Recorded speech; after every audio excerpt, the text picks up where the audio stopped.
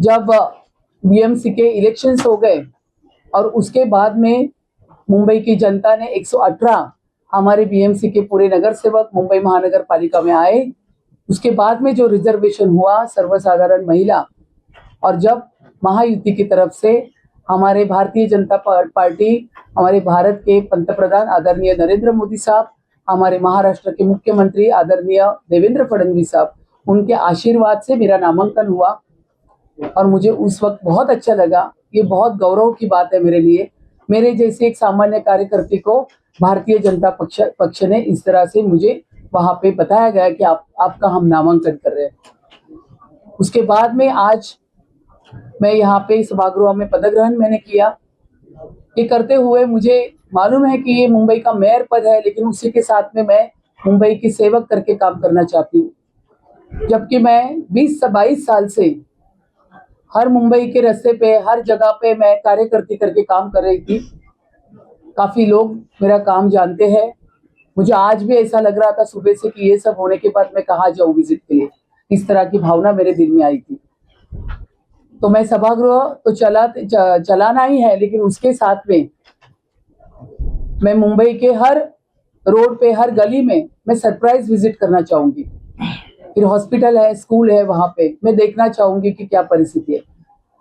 लेकिन मैं बोलना चाहती हूँ कि 2000 पहले की मुंबई और 2014 के बाद की मुंबई में बहुत फर्क है। क्योंकि 2014 के बाद हमारे महाराष्ट्र के हमारे देवा भाऊ यहाँ पे मुख्यमंत्री बने और उन्होंने फिर मुंबई के पूरे रास्ते जिसको कंक्रीट करना हो, फिर उसी के साथ में जो मेट्रो की कनेक्टिविटी, उनका कहना है कि अगर मेट्रो की कनेक्टिविटी बढ़ेगी तो कम्यूटर्स बढ़ेंगे और कम्यूटर्स बढ़ेंगे तो कम्युनिकेशन बढ़ेगा। तो ये वो जो उनका कहना है वो पूरा कर रहे हैं। उसी के साथ में फिर कोस्टल रोड हो, फिर उसी के साथ में बीडीडी चाल के जो 160 स्क्वायर फीट में रहने वाले हमारे मराठी लोग हो, उनको 560 स्क्वायर फीट का घर देने का काम आदरणीय हमारे मुख्यमंत्री देवा भाऊ ने किया है। आदरणीय हमारे उप मुख्यमंत्री एकनाथराव शिंदे और देवा भाऊ ने लाड़की बहन योजना लाके हर बहन को सक्षम करने का काम किया है।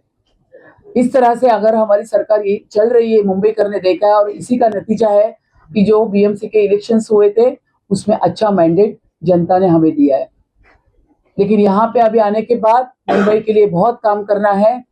फिर मुंबई के उपनगर में मैं मेडिकल कॉलेज या मेडिकल हॉस्पिटल के बारे में मैं सोच रही हूँ। राजावाड़ी का काम तो बहुत अच्छी तरह से चल रहा है। राजावाड़ी हॉस्पिटल को एम्स जैसा बनाना चाहिए, ये मैं चाहती हूँ। सब सुविधा होनी चाहिए। मुंबई महानगर पालिका का हॉस्पिटल, लोगों को ऐसा लगता है फिर हम कैसे एडमिट हो जाए, लेकिन उनकी वो पूरी भावना मुझे चेंज करनी है। सभी हॉस्पिटल के बारे में मैं सरप्राइज विजिट करना चाहती हूँ। स्कूल में जाना चाहती हूँ। जेनजी जो है, जो अभी के युवा बच्चे हैं, उनके साथ हम कम्युनिकेशन करना चाहते हैं। उनके साथ ज्यादा से ज्यादा मैं कार्यक्रम लेना चाहती हूँ। वो हमारा देश का भविष्य है। उनके दिल में जिस तरह से मुंबई होनी चाहिए वो हम साकार करना चाहते हैं। आवाज मुंबईकरांचा, संकल्प भाजपाचा, ये जो हमने पूरा हमारे मुंबई के अध्यक्ष अमित जी ने ये पूरा ड्राइव चलाया था, तो उसमें काफी सारे 2 लाख के ऊपर सजेशंस आए थे मुंबई करके, और उस सजेशंस को हमने वचननामा में इम्प्लीमेंट किए हैं। तो जो हमारा वचननामा है उन्हीं का है, मुंबईकर का है। मुंबईकर ने जैसा सोचा उस तरह से हम काम करना चाहते हैं।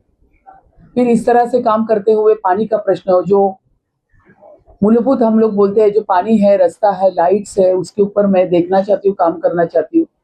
जो भी मुंबई के लिए कंस्ट्रक्टिव सिविक इशू है उसके ऊपर मैं काम करना तो चाहती हूँ, लेकिन मैं विजिट देना चाहूँगी। मुझे एक ऐसा काम करना है, इस इतना बड़ा मेरे लिए स्वर्ण योग है।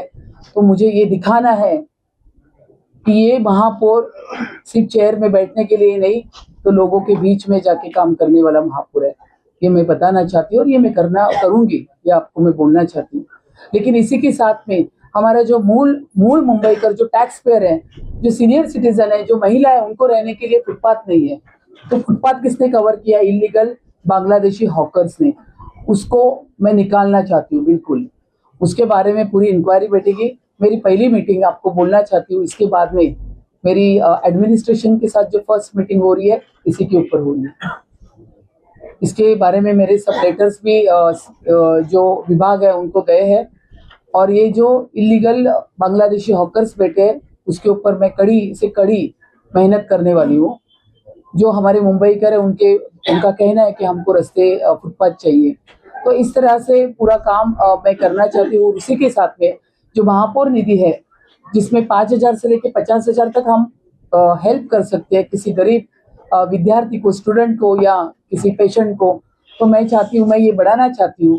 इसीलिए मैं सभी से अनुरोध करना चाहती हूँ आपके माध्यम से कि यहाँ पे सभागृह के हमारे सब नगर सेवक हो या मुझे कोई बुके लेके आता है या कोई मुझे शॉल पहनाता है, मैं कहना चाहती हूँ कि प्लीज ये बुके और शॉल मत दीजिए। महापौर निधि में आप मदद कीजिए ताकि मैं वो उन लोगों तक, उन बच्चों तक, मैं मेरे सहित, मैं खुद भी करने वाली हूँ, मैं मेरे सहित हमारे सब नगर सेवक को भी आह्वान करना चाहती हूँ, कर्मचारियों को, सभी को कहना चाहती हूँ कि महापौर निधि के माध्यम से हम गरीब से गरीब बच्चे तक पहुंचे। ये मेरा काम रहेगा और मुंबई के सभी जितने भी काम रहेंगे, सिविक इश्यूज, वो मैं पूरा करूंगी। मैम, बांग्लादेशी जो है एक अहम मुद्दा नजर आता है, किस तरीके से इस बार आप डील करने वाली है? जैसे बीजेपी की तरफ से कहा गया था कि बांग्लादेशी जो इन्फिल्ट्रेशन इलीगल है वो हटाएंगे करके। ये काम आपको कहना चाहती हूँ महाराष्ट्र सरकार के माध्यम से ऑलरेडी चल चुका है। मैं 2 महीने पहले, उसके पहले भी काफी, मतलब ये चल ही रहा है, हम लोग नॉन स्टॉप विजिट ले रहे हैं। सरप्राइज विजिट लेने के बाद हम जब हॉकर्स के पास जाते हैं तो उनके पास से हम लोग उनका आई कार्ड्स मांगते हैं, उनका आधार कार्ड देखने के बाद पता चलता है उसके ऊपर जो जन्म तारीख है वो सिमिलर रहती है, इसके पास भी सिमिलर रहती है, उसके पास भी सिमिलर रहती है, उससे हमको पता चल जाता है। उनका जो आधार कार्ड है उसके ऊपर भी नाम अलग ही रहता है। मतलब ये सब हमने इंक्वायरी स्टार्ट की है। मैं जो कंसर्न डिपार्टमेंट है, जैसे एम वार्ड है, काफी सारे वार्ड है, वहाँ पे हमें ज्यादा से ज्यादा तादाद में इस तरह के केसेस मिले, तो ये सब चेक किया जाएगा। उनके सब पेपर्स चेक करने के बाद पता चलेगा कि उनके पेपर्स क्या बोल रहे हैं कि ये बांग्लादेशी इलीगल आए या यहाँ के मूळ रहिवासी है। मुंबईकरांचे अनेक प्रश्न प्रलंबित आहेत. 3-4 महत्वाचे मुद्दे त्यामध्ये दरवर्षी पावसाळ्यामध्ये मुंबई कोणता आपल्याला पाहिजे. दुसरा महत्वाचा मुद्दा, ज्या मराठी माणसाची मुंबई म्हटली जाते त्याच मराठी शाळा मुंबई महापालिकेच्या आहेत, त्या मोठ्या संख्येने दरवर्षी बंद होत आहेत, विद्यार्थी संख्या घटते. आणि तिसरा महत्वाचा मुद्दा म्हणजे की महापालिकेची रुग्णालय जर आपण पाहिली तर प्रचंड गर्दी आहे, सेवा व्यवस्थित मिळत नाही, औषधांचा विरोध आहे. या सर्व गोष्टींसाठी, समस्यांसाठी तुम्ही काही एक प्लॅन करताय का? ज्यावेळी मुख्यमंत्र्यांनी पदभार घेतला तरी 100 दिवसाचा कार्यक्रम घेतला, 150 दिवसाचा कार्यक्रम घेतला, असं काही कार्यक्रम घेऊन जातात? हो, नक्कीच मी संबंधित अधिकाऱ्यांबरोबर, आमचे गटनेते, सभागृह नेते, ह्या सगळ्यांबरोबर चर्चा करणार. महापौर या ठिकाणी बसलेले आहेत, त्या सर्वांशी चर्चा करून या सगळ्या गोष्टींचा, म्हणजे आज पदभार स्वीकारल्या उद्यापासून तुम्हाला दिसणार की आम्ही कामाला लागलेले आहोत. तर या ठिकाणी जर तुम्ही रुग्णालय सांगितले तर रुग्णालयाची अवस्था मी नाकारत नाहीये, मी सगळंच काही छान बोलत नाहीये. तर या ठिकाणी मी मान्य करते रुग्णालयाची अवस्था अतिशय खराब आहे, पण तुमच्या माहितीसाठी सांगते की राजावाडी रुग्णालय खूप मोठ्या प्रमाणावरती आपण करायला घेतलेलं आहे. अशा पद्धतीने आपण केईएम वगैरे सगळे रुग्णालय, सरकारी रुग्णालय आपण त्या ठिकाणी लक्ष देतोय. राजावाडी रुग्णालय जे आपण करायला घेतलंय त्या बाबतीचा प्रस्ताव मी गटनेत्यांकडे किंवा यांच्याकडे देणार आहे की एम्स त्या धर्तीवरती राजावाडी रुग्णालय आपण त्या ठिकाणी केलं पाहिजे, अशा पद्धतीची माझी अपेक्षा असेल आणि ऑफकोर्स मी ते त्या पद्धतीने मी वाटचाल करेन. मग शाळेचा विषय सांगितला तर मी स्वतः शिक्षण समिती अध्यक्ष होती. CBSE board, mini science lab किंवा एमपीएससी बोर्ड मी माझ्या कार्यकाळात सुरू केली होती. मराठीचा मुद्दा हा कळीचा मुद्दा आहे. मराठी माणूस हा समृद्ध राहिला पाहिजे आणि अभिजात जातीचा दर्जा आपल्याला, मराठी भाषेचा आपल्याला आदरणीय नरेंद्र मोदीजींनी दिलेला आहे. पण हे करत असताना आपल्याला थोडीशी काळाची गरज ही पाहावी लागते. पालकांना खूप वाटतं की आमच्या मुलांना इंग्लिशही आलं पाहिजे, म्हणूनच सीबीएसई बोर्ड आणि एमपीएससी बोर्डच्या माध्यमातून या ठिकाणी आम्ही शाळा ज्या आमच्या बंद पडत असतील मराठी, त्या चालू करण्याचा पूर्ण प्रयत्न करणार. आज आक्षेप घेण्यात आला, दोन वेळा आपण पाहिलं, आयुक्तांनी देखील हा एकंदरीत शपथविधी शांतपणे पार पडू शकला असता, मात्र आज गुन्ह्याचं वातावरण पूर्णपणे पार नाही. त्या संदर्भात तुमची भूमिका?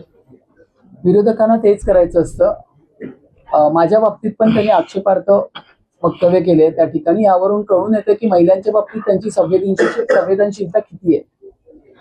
फक्त बोलून चालत नाही की आम्ही महिला आहोत, महिला महापौर, महिलांच्या विषयी अपशब्द बोलणे हाही फार चुकीची त्या ठिकाणी गोष्ट, आणि मी त्यावेळी त्यांना रोखलं होतं. परंतु यावरूनच कळतं की त्यांना सभागृह चालवण्यापेक्षा गोंधळ घालण्यामध्ये फार इंटरेस्ट आहे. सभागृहामध्ये मुंबईचे सगळे प्रश्न घेऊन मुंबईवरती ह्या संपूर्ण माझ्या भाषणाची चर्चा होती. मुंबईसाठी येणाऱ्या काळात मी काय काय करणार होती हे होतं. त्यांनी ते शांतपणे ऐकावं ही माझी इच्छा होती. परंतु सारखं त्यांनी तेच केलं. त्यांना सभागृहापेक्षा राजकारण करण्यामध्ये जास्त इंटरेस्ट आहे. त्यांना मुंबईकरांच्या हितापेक्षा या ठिकाणी कसं आम्ही या ठिकाणी महापौरांचं भाषण थांबवू शकतो याकडे त्यांनी खूप त्यांचा कल दिसत होता. परंतु मी ते होऊ दिलं नाही आणि माझं भाषण मी यशस्वीरित्या पूर्ण केलं. काही मोदीजींवर देखील टीका करण्यात आली होती. घोषणा केली मोदीजींवर काही टीका केली. आपण उबाटा, काँग्रेस, मनसे यांच्याकडनं आपण काय अपेक्षित करू शकतो?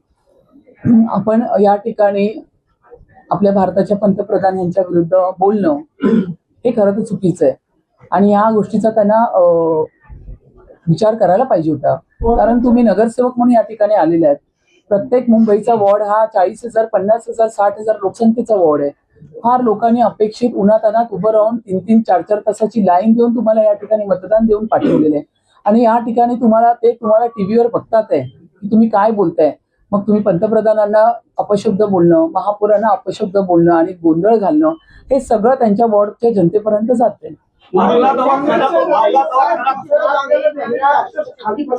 आणि त्यांनी महिला महापौरांचा काय पुन्हा मला रिपीट करा. काँग्रेसचे नगरसेवक होते ना, 227 व्यवस्थेचं पूर्ण सभागृह आहे आणि त्या ठिकाणी सभागृह पूर्ण असताना त्यांना खाली बसायची गरजच नव्हती. मी माझ्या इथून त्यांना मी आवाहन करत होते की तुम्ही खाली का बसताय, तुमच्या सीट आहे, तुम्ही त्या सीटवरती बसा. पण मी तुम्हाला हेच सांगू इच्छिते की त्यांना गोंधळ घालायचाच होता. त्यांनी या पद्धतीची आखणी केली होती की सभागृहामध्ये महापौरांच्या भाषणाच्या वेळी गोंधळ घालावा आणि सभागृह होऊ नये, पण ते आम्ही होऊ दिलं नाही. हिंदी में हम देखते हैं कि हर साल बारिश में जो है मुंबई डूबती है ऐसा कहा जाता है, तो बारिश एक बड़ी समस्या है। इसके अलावा जैसे उन्होंने बताया कि मराठी माध्यम स्कूल जो है उनकी संख्या लगातार घट रही है। आपला दवाखाना जो एक काफी बड़ा इनिशिएटिव था, उसमें टेस्ट की बात कर लीजिए, तमाम जो सेवाएं हैं उनकी भी क्वालिटी पर जो है सवाल खड़े किए जा रहे हैं। अब जब आपकी सरकार आई है, महायुति की महापौर आए हैं, तो किस प्रकार आप लोग इन तमाम अहम सर्विसेज पर काम कर रहे हैं? नहीं, हम सभी सर्विसेज पे काम करने वाले। अपना दवाखाना ये कंसेप्ट हमारा ही है।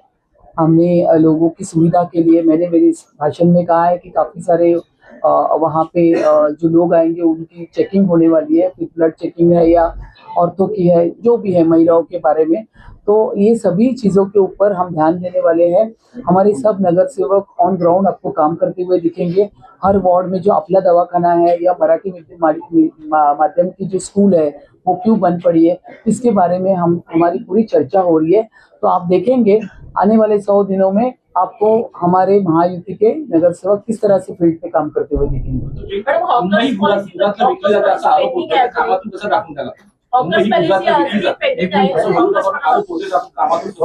काय बोलताय?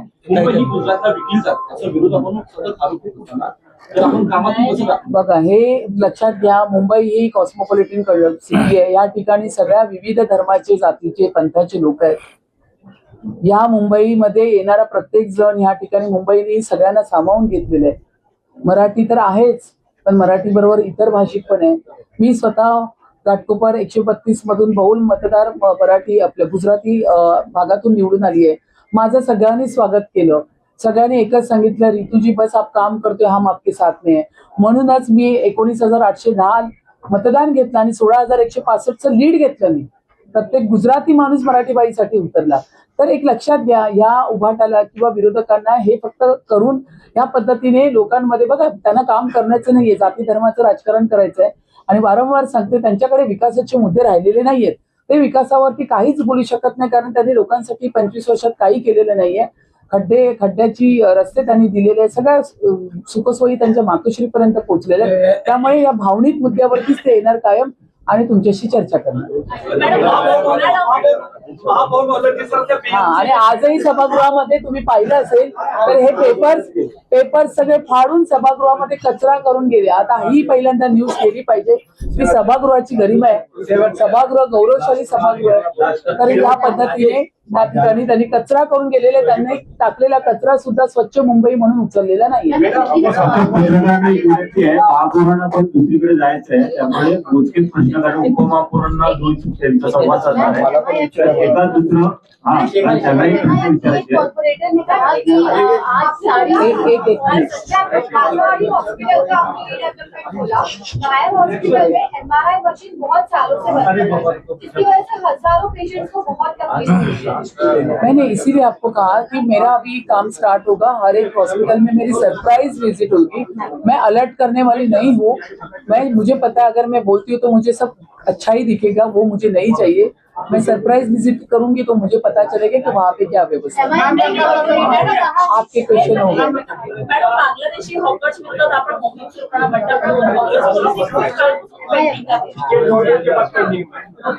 एक लक्षात घ्या, हॉकर्सचा विषय मी तुम्हाला सांगते, ज्यांचे ऑफिशियल पीच लायसन्स आहेत, जे इतक्या वर्षापासून आहेत, त्या ठिकाणी आम्ही hawkers zone, non hawkers zone या ठिकाणी आम्ही सुरू करणार आहोत। ज्या ठिकाणी हॉकर्स झोन आहेत तिथे आणि ज्या ठिकाणी नॉन हॉकर्स झोन आहे त्या ठिकाणी फलक लावले जाणार आणि लोकांना हे त्यांना सांगितलं जाणार। तर अशा पद्धतीने जरी ते ऑफिशियल पीच लायसन्स हॉकर्सवाले असतील तरी त्यांचं व्यवस्थितपणे व्यवस्थापन कुठे करायचं त्याच्यावरती आम्ही विचार करणार। फक्त एकच आम्ही लक्षात ठेवणार की त्यांच्यामुळे मुंबईकरांना त्रास होता कामा नये। कुठे पत्रकार विरुद्ध जायचंय शिवाजी पार्क त्यानंतर साहेबांच्या स्मृतीस्थळ जायचंय, त्यामुळे उपमहापौर शब्द बोलणार आहे, संवाद साधणार आहे उपमहापौर। धन्यवाद मॅडम, उपमहापौर 2 शब्द।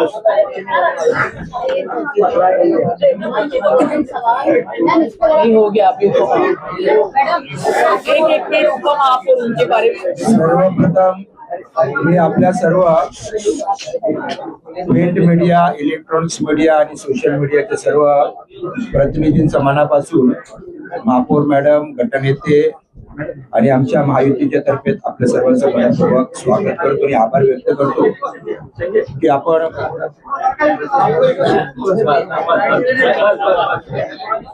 आपण आम्हाला आमची मतं, आमचं म्हणणं मांडण्यासाठी या ठिकाणी व्यासपीठ उपलब्ध करून दिलं। 4 वर्षाच्या नंतर ही मुंबई महानगरपालिकेची निवडणूक होते आणि तुम्ही आमची सर्व लोकप्रतिनिधींची वाट पाहत होतात आणि आम्ही तुमची वाट पाहत होतो आणि हे सभागृह, ही वास्तू ही आज पुन्हा एकदा 4 वर्षानंतर जिवंत झाल्यासारखी वाटते आहे आणि अशीच आता पुढच्या 5 वर्षे देखील अशीच जिवंतपणा या वास्तूमध्ये राहील। मी खरं तर महायुतीचे आमचे नेते, देशाचे कर्तव्यदक्ष नेते, पंतप्रधान सन्माननीय नरेंद्र मोदी साहेब, महाराष्ट्र राज्याचं कणखर नेतृत्व आणि अभ्यासू मुख्यमंत्री सन्माननीय देवेंद्र फडणवीस साहेब, शिवसेनेचे आमचे मुख्य नेते आणि राज्याचे उपमुख्यमंत्री सन्माननीय एकनाथ शिंदे साहेब, नुकत्याच झालेल्या महाराष्ट्र राज्याच्या पहिल्या महिला उपमुख्यमंत्री सन्माननीय सुनेत्राताई पवार यांचं मनापासून आभार व्यक्त करतो। शिवसेना, भारतीय जनता पार्टी, RPI या पक्षाचे सर्व लोकप्रतिनिधी आणि कार्यकर्त्यांच्या मनापासून मी आभार व्यक्त करतो, कारण त्यांच्यामुळेच हे प्रचंड यश या मुंबई शहरामध्ये, मुंबई महानगरपालिकेच्या निवडणुकीमध्ये मिळालेलं आहे। 118 2 पक्षांचं, शिवसेना आणि भारतीय जनता पार्टीचं आणि आता अजित पवार आणि शरद पवार साहेबांचे पक्षाचे 4 असे मिळून 122 असे एवढं क्लिअर मेजॉरिटी असणारी सरकार म्हणजे सत्ता या मुंबई महानगरपालिकेमध्ये आता स्थापन झालेली आहे। आणि आपल्या माध्यमातून मी मुंबईकरांना विश्वास देऊ इच्छितो की मुंबईचा जो विकास राज्य सरकार आणि केंद्र सरकारच्या नेतृत्वाखाली झपाट्याने चालू आहे, त्या झपाट्याने या मुंबई शहराचा विकास देखील झपाट्याने होईल। आपल्या काही पत्रकारांनी विषय काढले ते अतिशय महत्त्वाचे आहेत। गेल्या 4 वर्षामध्ये प्रशासनाने ज्या गतीने या मुंबईचा विकास करायला पाहिजे होता त्या गतीने झालेला नाही, आपल्याला मान्य करावं लागेल। आणि त्याच्यासाठी लोकप्रतिनिधी असणं, लोकप्रतिनिधींचं वचक असतं प्रशासनावरती, आता ते ह्या पुढच्या 5 वर्षामध्ये होईल। आणि आपण सुनूक पाहिली असेल की ह्या मागच्या काही महिन्यांमध्ये मुंबईतील जवळजवळ 70 ते 80% रस्ते सिमेंट कॉन्क्रीटचे बनवण्याचे धोरण जे राज्य शासनाने आदेश दिले या मुंबई महानगरपालिकेला ते या ठिकाणी मुंबईत होत आहेत। आणि फेज 3चं टेंडर होऊन उर्वरित जे काही रस्ते आहेत हे मुंबईमध्ये सिमेंट कॉन्क्रीटचे होतील। याचाच अर्थ असा आहे की मुंबई शहर हे भविष्यामध्ये खड्डेमुक्त होईल आणि पावसाच्या पाण्याचा निचरा देखील अतिशय चांगल्या पद्धतीमध्ये होईल. त्यामुळे कोणतरी आमच्यावरती टीका करणारी किंवा मुंबई महानगरपालिकेवरती टीका करणारी एखादी नृत्यिका याच्या पुढे आपल्याला कुठेही पाहायला मिळणार नाही, ही आपल्याला मी या ठिकाणी खात्री देतो. दुसरं महत्वाचं आपण म्हणालात की शिक्षणाच्या संदर्भामध्ये मुंबई महानगरपालिकेने, महापौर मॅडम म्हणाल्या तशा, आमची जबाबदारी आहे आणि प्रशासनाचं कर्तव्य आहे की ह्या मुंबईतील ज्या मराठी शाळा आहेत, उर्दू शाळा आहेत, यांचं शिक्षणाचा दर्जा सुधारला पाहिजे. खरं तर शिक्षणाचा दर्जा सुधारण्याच्या अगोदर ती मुंबई महानगरपालिकांच्या शाळांच्या वास्तू सुधारल्या पाहिजेत. चांगल्या वास्तू तुम्ही जर या खाजगी शाळांसारख्या दर्जेच्या तोडीच्या दिल्यात तर त्या ठिकाणी आपले पालक आपल्या मुलाला त्या शाळेमध्ये टाकतील, इथपासून ही सुरुवात आहे. त्यामुळे महापौर मॅडमना आणि मी प्रशासनाच्या माध्यमातून आम्ही शिक्षण विभागाला सर्वच जण या बाबतीमध्ये काम करायला लावणार आहोत. रुग्णालयाची आवश्यकता आहे. मी माझ्या भाषणामध्ये म्हटलं, नायर, केईएम यासारखी मोठी रुग्णालय मुंबई शहरामध्ये किमान 5 वर्षाच्या एका कालावधीत एक तरी रुग्णालय उभं केलं गेलंच पाहिजे. हे धोरण ताई मुंबई महानगरपालिकेने अंमलबजावणी करायलाच पाहिजे असं आपण ठरवलं पाहिजे आणि ते त्यांच्याकडून करून घेतलं पाहिजे.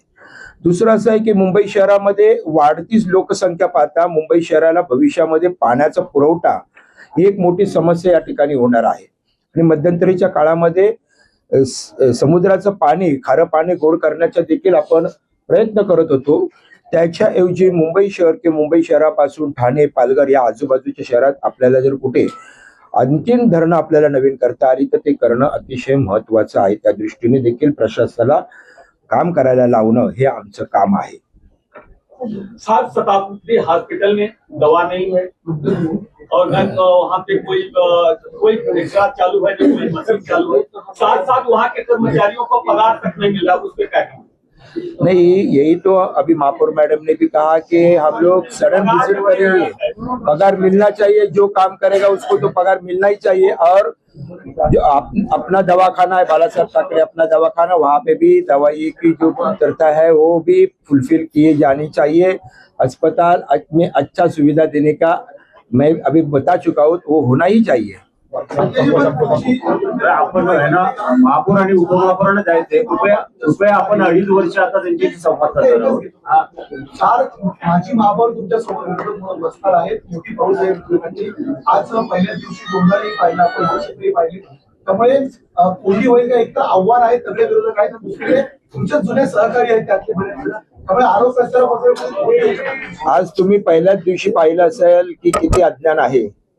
जी हरकतीचा मुद्दा किशोरीताई पेडणेकर यांनी उपस्थित केला होता, त्या हरकतीच्या मुद्द्यामध्ये तथ्य होतं काय आपण पाहिलं. ज्या